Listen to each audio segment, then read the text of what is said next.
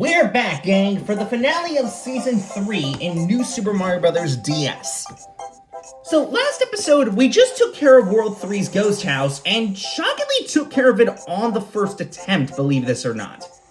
Since, even though I died twice, I was able to grab all the star coins, as well as, well, also gathering, the, secret exit on my first attempt, which I never thought I was going to be able to do, but... well, lo and behold, here we are. I was able to do it all on my first go. So what do you say we go ahead and finish World 3, huh? Well, before we go ahead and do that, I want to actually start by opening this specific house. This is really not for any reason, but this is because of what I'm going to mention later after we finish World 3. I think you'll know already where this is going. But anyways, let's go ahead and tackle World 3's castle. I'm kind of curious to see what this castle has in store, eh? Well, let's check it out. Anyway, gimmick of this castle? Skewers! They're pretty much these long, spiky, little projectile, obstacles that you have to avoid. Pretty much as standard as you can get for a typical obstacle in this castle. They're not that hard to dodge, I will say, because they're pretty simple to avoid once you get the hang of it, so they're not that difficult to dodge.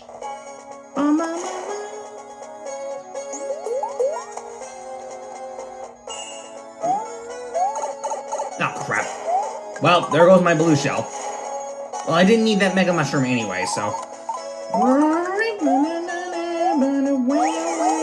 I'll take that. Also new to this level, Womps. And we got 3 of them.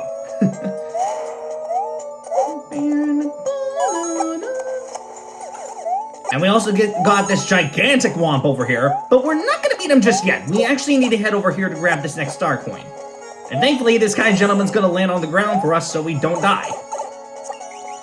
And then I immediately got it. But you know what I mean. I know Womps pave castles, roads, and whatever, and, they still stomp them to this day, but not like I care. How is that even close to that guy's hitbox? What the hell? That makes no sense. Oh, crap, it's one of these. Okay, run as fast as you can! Woo! Barely was able to escape it. Whew. Oh, crap. How the hell am I gonna do this?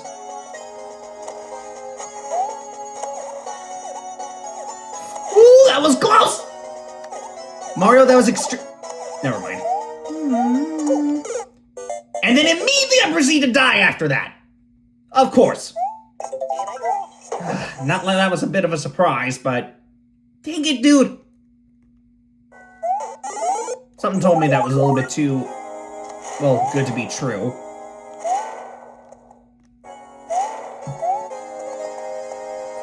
It's okay. The good news is that I already know what to do here, so... Crap. I said that and then immediately screwed that up.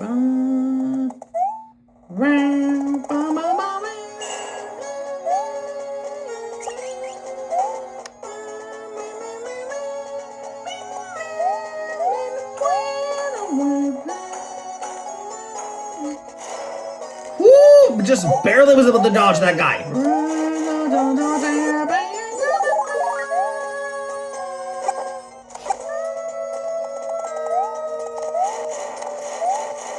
Just barely was able to dodge all that. Woo, boy!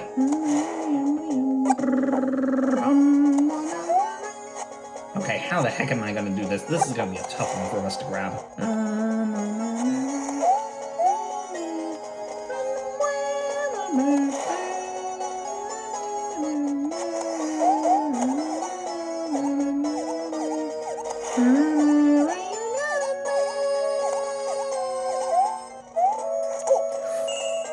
Just barely got that last star coin. My goodness.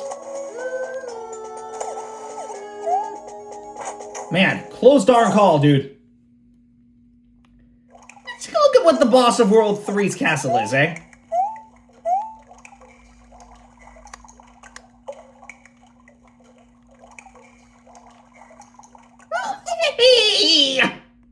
Wow. Introducing Cheepskipper.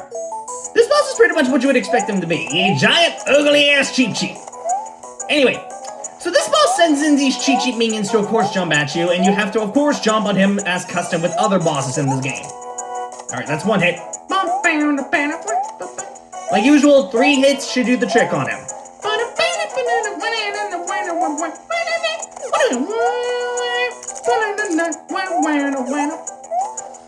What the heck did he just come from?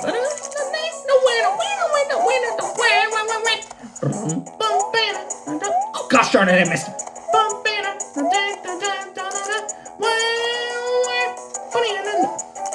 Oh, he just surprise attacked me there, bro. That's hit number 2. And got him! Look at that sucker. So nice. Alright, takes care of that. Alright, World 3 is cleared.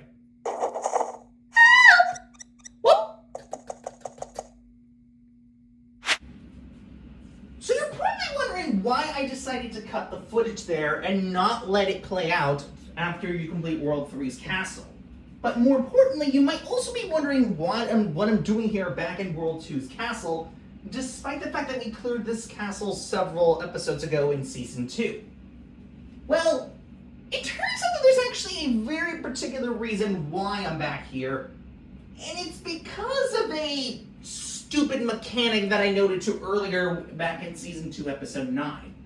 You may remember that earlier, when we defeated World 2's boss against Mummy Hokey, that there was a sign that said that it led over to World 3, which, as you would expect, lead you over to World 3 as custom in any other game. However, there also seemed to be some sort of smaller gap that seems like it's supposed to hide something secretive too. So, where does that lead to? Well, time to spill the beans of what I didn't mention earlier. In this game, World 4 is one of the accessible worlds that you actually don't gain access to by normal means in the game. The only possible way that you're able to access this world is that you actually need to head back over to World 2's castle again, but beat the boss as Mini Mario instead of normal Mario. And this is the only instance in Mario history where you're actually required to be a specific power-up to unlock access to a world. Which, thank God, has never happened again in any other Mario title, because generally to me, it's really stupid that you have to be this way in order to gain access to this area. That's why I decided to save the game by getting access to a Toad House, because I actually went back over to another level and got myself a mini mushroom, thanks to, of course, gaining access to a regular Toad House. And if you don't believe me, well, you're gonna believe me as you see this footage right now. So let's go ahead and battle against Mummy Pokey again. Thankfully, I already know how this boss functions, so I should be able to get rid of this guy pretty easily. But you'll see. Alright, that's 1 hit. That's 2. Let's get a mini.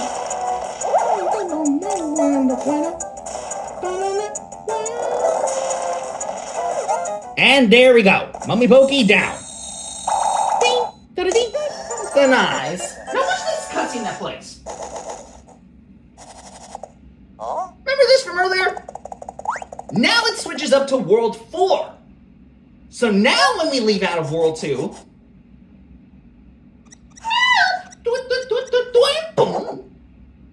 Yep, here we are in World 4, guys. The obligatory forest world. I bet some of you didn't even know this world existed until now, huh? Well, now you know. World 4 is the first of 2 secret worlds in the game that, like I said, cannot be accessed by normal means. You have to complete World 2's boss as Mini Mario to gain access to it. And therefore, when you complete World 3 usually and get led over to World 5, you wouldn't normally see this cutscene where Bowser Jr. is seen bringing Peach over to World 4's tower. Because most of you just go through the game completely naturally and skip World 4, not even having heard that this world existed. Well, now you see it now, and you have to know now that if you want to gain access to this world, you have to be Mini Mario in World 2's castle and beat the boss that way to gain access to it. To this day, I do not understand what gave them the decision that this was a good idea, because honestly, it's very stupid and specific that you have to be a specific power-up to gain access to a world. I'm glad they didn't do this again in future games, because If they did, that would have been very infuriating for me to deal with. But in any case, when we come back for Season 4, we'll start up the first secret world of the game and see what World 4 is about in regards to its mechanics.